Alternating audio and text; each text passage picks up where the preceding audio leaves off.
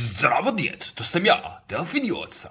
U današnjoj epizodi dešavaju se misteriozne stvari povezane sa crnim kolutom koji mijenja sudbine i isprepleće stvarnosti. Da, djeco, to se sve dešava u današnjoj epizodi Zone crnog koluta. Ma ko to lupa po klaviru?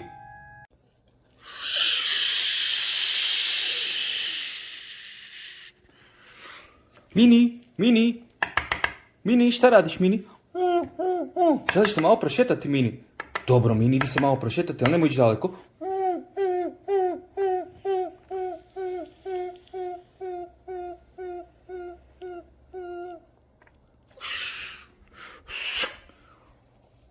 Lele? Tata Marko, ja bi se malo išao prošetati. Da, dobro, Lele, idi se prošetati, ali nemoj daleko. Dobro, tata Marko, samo ću se malo prošetati.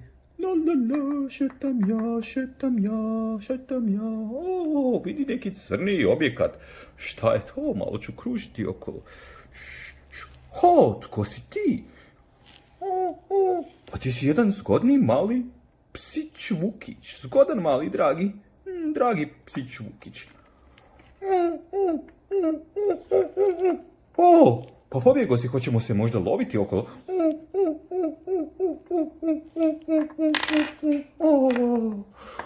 Zavrtilo mi se u glavi. Di sam ja? Bolje da ja odem lagano doma.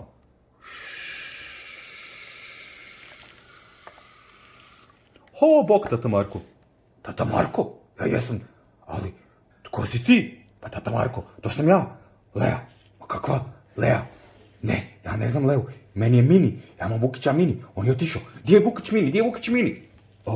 Tata, ne znam šta pričaš, kakav Vukić Mini? Ja sam tvoja Lea i tata Marko. Kako misliš, moja Lea? Dobro, a šta bi ja trebao raditi kod tata Marko? Pa, tata Marko je obično malo blesav i jako funny i to je to. Dobro, ali neću te zvati Lea. Nego tako, kako ćeš me zvati? Zvat te Lele. Lele, idemo sad. Pao sam. Tata, isti si. Svugdje si isti. Dobro.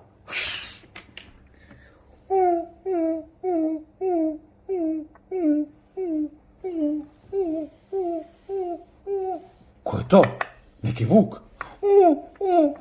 Ne prepoznajem te nikako, ali jako si sladak. Možda ti dam ime. Kako bi te mogo nazvati? Nazvat ću te Mini. Da, dobar Mini.